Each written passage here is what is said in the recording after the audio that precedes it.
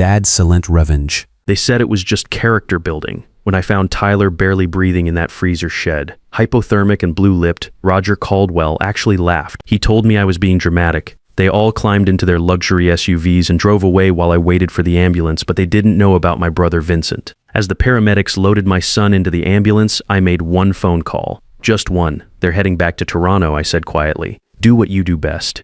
Let me back up and tell you how this whole mess started. I'm Carl Thompson, 62 years old, retired steel mill foreman from Thunder Bay. Worked 35 years at the plant, built a decent life with my hands and my back. My son Tyler married into money, and I thought that might be a good thing. Boy, was I wrong. The Caldwell family cottage in Muskoka wasn't really a cottage. It was this huge, expensive place sitting on 50 acres of prime lakefront property. Roger Caldwell made his fortune in financial consulting, the kind of guy who moves other people's money around and takes a cut. He never built anything real in his life, never got his hands dirty, but he looked down on everyone who did. This particular weekend in December was supposed to be Amy's baptism celebration. Amy's Tyler's 3-month-old daughter, my granddaughter. The most perfect little thing you've ever seen, with Tyler's gentle eyes and that innocent smile that just melts your heart. The baptism was Roger's idea, though I'm pretty sure it was more about appearances than faith. I only came to these family get-togethers for Tyler and Amy. Every time, Tyler would call with that hopeful voice, "Dad, please come. Roger really wants to get to know you better." What he meant was he needed backup. Someone in his corner who saw what was really happening. Roger Caldwell was holding court in the great room when I showed up. Big man, not tall but wide, with the kind of presence that made everyone feel small. His son Nathan stood beside him like a loyal lieutenant. They shared the same cold calculation in their eyes, the same way of measuring everyone's net worth with a glance. "Carl," Roger's voice boomed across the room. "Come have a drink. We're breaking out the good scotch tonight." I walked over slowly. My back always acted up in cold weather, 35 years of heavy lifting taking its toll. "Thanks, Roger. Don't mind if I do. Tyler here was just telling us about his promotion." Roger continued, swirling amber liquid in crystal that probably cost more than my monthly pension. "A Stitch-It manager at the hardware store. Isn't that something?" The way he said it made honest work sound pathetic. My son had turned that Thunder Bay store into the highest performing location in the chain, but to Roger, he'd always be the blue-collar kid who somehow convinced Michelle to marry him. "Tyler's done great work," I said, keeping my voice steady. "Doubled the store's revenue in 3 years. Roger waved his hand like he was swatting a fly. "Moving inventory isn't real business, Carl. Real business is about vision, about understanding markets and capital flow." He looked at Tyler with something like pity. "Maybe someday you'll understand that." Tyler just nodded and smiled, but I saw his jaw tighten. I saw the way his hand trembled slightly as he lifted his drink. This wasn't the confident young man I'd raised. This was someone being slowly broken down, piece by piece. Michelle appeared at Tyler's side, slipping her arm through his. For a moment, I thought she might defend her husband. Instead, she said, "Daddy's right, honey. You should think bigger. Maybe Nathan could mentor you." Nathan smirked. He was 35, same as Tyler. But there the similarity ended. Where my son had earned everything through sweat and determination, Nathan had coasted on family money his whole life. His greatest achievement was a business degree he'd bought with Daddy's donations. "Sure," Nathan said. "I could teach you about real wealth building, if you can keep up." The laughter that followed was sharp, like broken glass. I wasn't part of it, and neither was Tyler. That night, sitting on the deck watching Tyler stare out at the frozen lake, I knew something had to give. The next morning brought trouble. Weather reports warned of a massive blizzard system moving in, but Roger brushed it off. "We've got generators and supplies for weeks." What's a little snow to men like us? By noon, the first flakes were falling. By 3 p.m., you couldn't see the lake anymore. The wind howled like something alive and hungry. Roger seemed energized by it, making jokes about Tyler's weather concerns. "City boys scared of a little snow," he said. "Maybe he should wait in the tool shed until it passes. Build some character." Nathan laughed. "That's not a bad idea. Separate the men from the boys." "Stop it," I said. "That's enough." Roger's eyes narrowed. "Excuse me, Carl. Did you say something?" I said, "That's enough. Leave the boy alone." The room went quiet. You could have heard a pin drop. Roger stood slowly, using his bulk to try and intimidate me. "You're a guest in my home, Carl. You do well to remember that. And Tyler's your son-in-law. Family. You do well to remember that." We stared at each other across that expensive living room. Roger was used to intimidating people with his money and connections. but I'd spent 35 years managing union workers and dealing with plant owners who thought they could push people around. I'd faced down plenty of bullies in my time. Finally, Roger smiled, but it didn't reach his eyes. Cold as ice. You're right, Carl. Family is important. In fact, let's have some family bonding time. Nathan, take Tyler out to the generator shed. Show him how real men handle emergencies. Tyler stood up. I can check the generator. No need for you, Carl, Roger said firmly. Nathan will take care of it. You and I can discuss family values.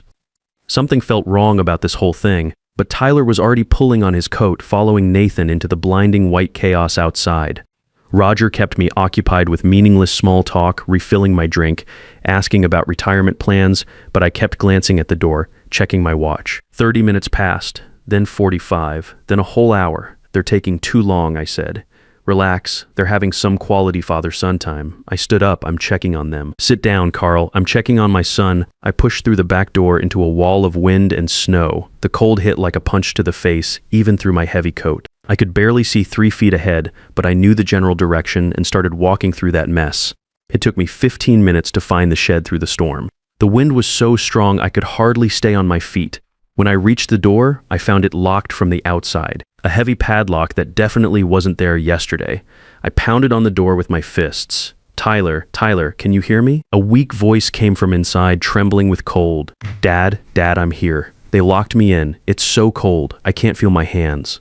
I pulled at that lock with everything I had, but it wouldn't budge. The shed wasn't heated. In this weather, with temperatures dropping to -25, with wind chill, hypothermia could kill a man within hours. Hold on, son. I'm getting you out of there. I fought my way back to the cottage through the storm. Snow getting in my eyes, wind trying to knock me down every step. When I burst through the door covered in snow from head to toe, Roger and Nathan were sitting calmly by the fire. Michelle was there too, staring at nothing with this blank look on her face.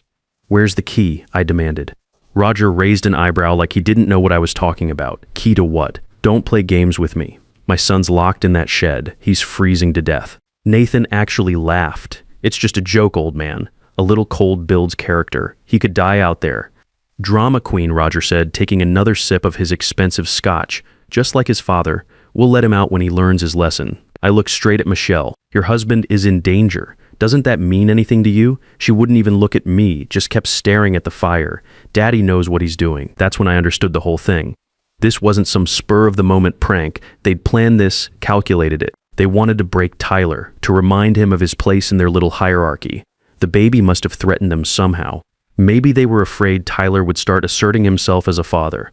I pulled out my phone, no signal. The storm had knocked out the cell towers. The landline, I said. Roger's smile got wider, like he was enjoying this.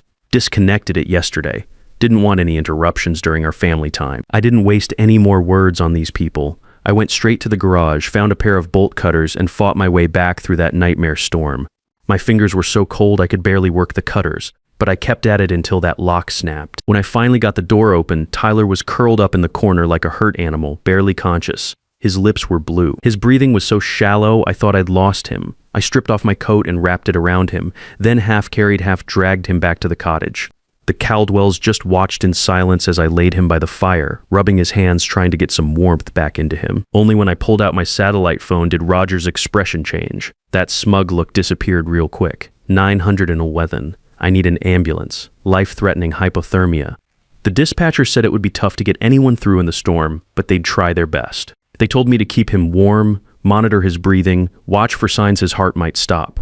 I did everything they said while the people who tried to kill him sat there watching like it was some kind of entertainment. The ambulance finally showed up after 3 hours, using snowmobiles for the last kilometer because the roads were impassable. The paramedics worked on Tyler for 20 minutes before they could even move him, checking his vitals, getting IVs started. He's going to make it, one of them told me. You found him just in time. Another hour and we'd be having a very different conversation. As they carried Tyler out to the snowmobile, I heard Nathan mutter to his father, "This is ridiculous. It was just a prank." I stopped dead in my tracks. I turned around. I looked at Roger Caldwell's smug face, at the complete lack of remorse in his eyes. Then I pulled out my phone and made the most important call of my life. "Vincent," I said quietly, stepping away from the group. "It's Carl." Silence on the other end, then my brother's voice, rough from sleep. "Carl, do you know what time it is? They tried to kill Tyler. The Caldwells locked him in a freezer shed during a blizzard." Left him to die because they thought it was funny. More silence. I could hear Vincent breathing, could almost hear his mind working. My brother had spent 30 years as a union lawyer, fighting corporate corruption and protecting workers' rights. He'd put away executives who'd stolen pensions, politicians who'd sold out labor unions, financial criminals who'd robbed retirement funds. Where are they now? Vincent asked. Heading back to Toronto once the road's clear. I understand. You focus on Tyler. I'll handle the rest. The drive to Huntsville Hospital took 2 hours in those storm conditions. I rode in the ambulance, holding Tyler's hand the whole way, watching the monitors, listening to his labored breathing. The paramedics had him wrapped in thermal blankets, but his body temperature was still dangerously low. My phone buzzed with a text from Vincent. On it, "You focus on Tyler." Tyler was admitted straight to the ICU. The doctor said it was severe hypothermia with cardiac stress, but he'd live. He needed at least a week of monitoring, but he was going to recover. I sat in that hard plastic chair next to his bed and watched him sleep, his face pale but breathing steady. When Tyler woke up the next afternoon, his first words were, "The baby. Is Amy okay?" I'd forgotten all about it. In the chaos, I'd completely forgotten about the stress this might put on Michelle and the new baby. "Michelle should be checked," Tyler mumbled through cracked lips. "Please, Dad." I made the call to the cottage. The nurse who answered told me everyone had packed up and left that morning as soon as the roads cleared. They hadn't asked about Tyler, hadn't left any message. I didn't tell Tyler that part, not yet. The next 3 days crawled by. I barely left Tyler's side. Nurses brought me coffee and sandwiches that tasted like cardboard. A social worker came to discuss what happened. I gave a full statement to the OP officers who showed up on day 2. "We'll be investigating," the lead officer said. "But I have to warn you, cases like this can get complicated. The Caldwells have serious legal resources." I understood what he meant. What I didn't tell him was that I had resources too. On the 4th day, my phone rang. Unknown number. "Carl, you should turn on the news." Vincent's voice was calm, controlled. I found a TV in the waiting room and flipped to CBC. The anchor was in the middle of breaking news. Toronto financial executive Roger Caldwell arrested in connection with securities fraud and money laundering. Sources say the investigation involves irregularities in retirement fund management dating back over 10 years. The screen showed Roger being led out of his fancy Toronto mansion in handcuffs, his face looking mad as hell. Behind him, Nathan was being escorted to a separate car, looking like a scared kid who'd just been caught stealing candy. My phone buzzed. Text from Vincent. "That's just the beginning. Call when you can talk." I found a quiet corner of the hospital and called my brother back. "How'd you do this so fast?" I asked. Vincent laughed, a sound I hadn't heard in years. "I didn't do anything, Carl. I just made some calls. Reminded certain people about information they'd rather keep buried. What'd you find?" Roger Caldwell didn't build his fortune through legitimate financial consulting. He built it by managing stolen pension funds for organized crime families, Russian mostly, looking to clean money through Canadian investments. He's been doing it for 15 years. Vincent paused, and I could hear him taking a sip of something, probably coffee. But here's the thing. People knew. People in high places, as long as Roger was useful to them, he was protected. But protected people become liabilities when their secrets start coming to light. When certain documents start showing up in journalists' inboxes, when former union lawyers start asking the right questions. This wasn't just about Tyler. Oh, it was definitely about Tyler. Your son gave me the excuse I needed. The Caldwell family crossed a line when they hurt him. They made it personal. And personal's always the best motivation for this kind of work. Over the next week, it was like watching dominoes fall. Every day brought new revelations. Journalists who'd been investigating Roger for years suddenly found sources willing to talk. Financial records that had been sealed tight somehow found their way to reporters' desks. Former employees came forward with stories of intimidation and fraud they'd been too scared to tell before. Nathan wasn't just riding Daddy's coattails either. Turns out he'd been actively involved in the money laundering operation, using his party boy lifestyle as cover for meetings with criminal contacts. Several women came forward with assault allegations that had been buried through payoffs and legal threats. Michelle filed for divorce within days of her father's arrest, not because she suddenly found some backbone to support Tyler, but to protect whatever assets she could from the coming legal storm. When those divorce papers became public, they showed exactly what the family really thought about my son. Internal emails revealed they'd been planning to push Tyler completely out of Amy's life, to eventually replace him with someone more suitable to their social status. One email from Roger to Michelle was particularly clear. The problem with your husband is he doesn't understand his place. He needs constant reminding that he exists at our pleasure. The shed incident should help drive that point home. The shed incident. They'd planned the whole thing in advance. It wasn't some spontaneous moment of cruelty. It was calculated, deliberate torture. Tyler was released from the hospital after a week. I drove him back to Thunder Bay, to my small house where he'd grown up. He didn't say much during the trip, just stared out at the snow-covered landscape rolling by. His hands still shook sometimes from the cold damage. When we pulled into my driveway, he finally spoke up. I saw the emails, Dad, all of them. I know the truth now. She never loved me. None of them did. I'm sorry, son. Did you do this? The investigation, the arrests. I thought carefully before answering. I made a phone call to Uncle Vincent, told him what they did to you, and asked him to do what he does best. Tyler was quiet for a long moment, just sitting there in my old pickup truck. Then he nodded slowly. Good. They deserved everything they got. We went inside. I made tea and got a fire going in the old wood stove. Tyler sat in the chair by the window, the same chair his mother used to sit in when she was reading her books, and he didn't move for hours. Just stared out at the bare trees and thought about God knows what. The next few weeks were tough on him. Tyler barely ate, barely spoke. He went through all the legal motions, cooperating with police investigations, meeting with lawyers about the divorce proceedings. Michelle's lawyers initially tried claiming she should get sole custody of Amy, citing Tyler's unstable mental state after the trauma. But once the family crimes became front-page news, that strategy fell apart pretty quick. The divorce was finalized in February. Tyler got full custody of Amy once Roger's assets were frozen for victim restitution. Michelle didn't fight it. She was too busy trying to distance herself from the family name that had become toxic overnight. Roger was denied bail when more evidence kept surfacing. His former associates, the ones he thought were loyal, started lining up to testify against him in exchange for lighter sentences. His whole empire, built on stolen retirement money from working folks, came crashing down like a house of cards. Nathan tried making a run for it. He got as far as Vancouver Airport before they grabbed him trying to board a flight to Dubai with a suitcase full of cash. The charges against him kept expanding based on testimony from multiple women who'd finally found the courage to speak up once the family lost their power to intimidate people. I watched all these developments with a strange kind of calm. I wasn't jumping up and down celebrating or anything. I just felt like the world was finally working the way it was supposed to work. Justice that had been delayed for years was finally getting served. One afternoon in March, I heard a car pull into my driveway.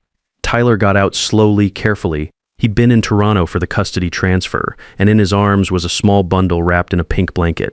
Dad, he said, walking up to my front door, I'd like you to meet your granddaughter, Amy. I walked over and looked down at the tiniest, most perfect face I'd ever seen.